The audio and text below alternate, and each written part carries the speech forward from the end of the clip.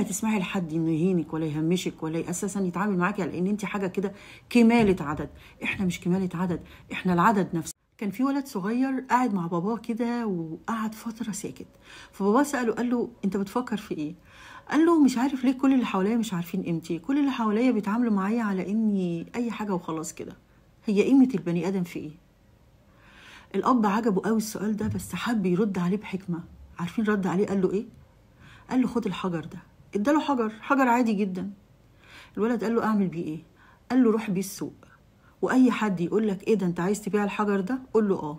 هيقول لك بكام؟ ساعتها ارفع صباعينك وما تتكلمش وشوفه هو هيقول لك ايه. المهم الولد عمل زي ما بابا طلب منه وراح السوق، واول واحد قال له انت عايز تبيع الحجر ده؟ قال له اه. قال له بكام؟ قال له بدول. قال له ايه ده، ب2 جنيه؟ ما يسواش، ده حجر عادي. راح للتاني والتالت والرابع، المهم كل اللي في السوق اجمعوا ان الحجر ما يساويش 2 جنيه، مع انه ما قالش 2 جنيه، هو رفع 2 بس. رجع لباباه وقال له اللي حصل. باباه قال له طب خلاص، ايه رأيك لو رحت عند المتحف؟ قال له المتحف؟ قال له اه.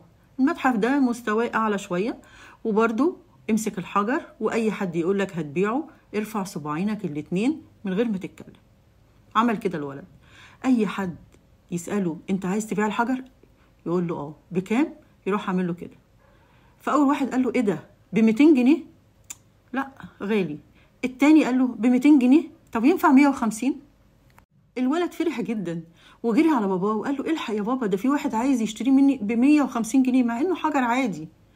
بابا قال له اه.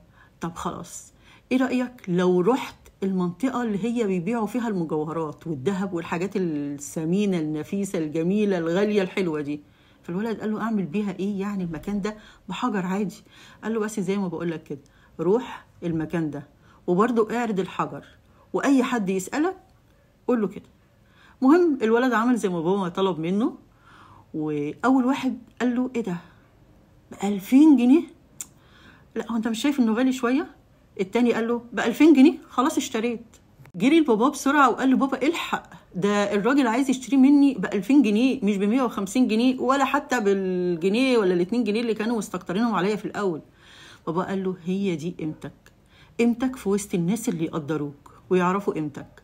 ما تروحش في مكان كده ما حدش بيقدر فيه البني ادم او ما يعرفوش قيمتك وتطلب ان هم يقدروك، لا. اختار اللي شبهك اللي يقدرك ويعرف قيمتك. مش مهم انت اتولدت فين ولا ابن مين، مش مهم انت ساكن فين.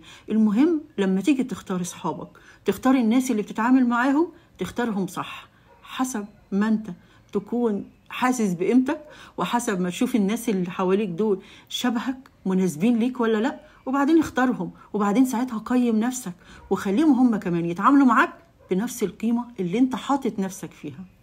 انت وانتي، انتوا الاتنين اوعوا تخلي حد يتعامل معاكم على ان انتوا مش جواهر مش ذو قيمة، لا انتوا جواهر. اوعوا تقعوا في ايد اللي ما يقدركوش وما يحترمكوش.